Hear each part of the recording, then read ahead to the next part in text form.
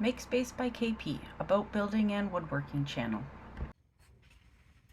Welcome to my ShopSmith system. It is very space efficient, but not super high powered. So this little table saw, you have to be very careful with table saws. Make sure that at least two edges are flat and square so that one goes along this fence and one goes along the table. And when I make a small cut like this, I am not putting my hand through there. Absolutely not. So I use a push stick. Let's fire it up.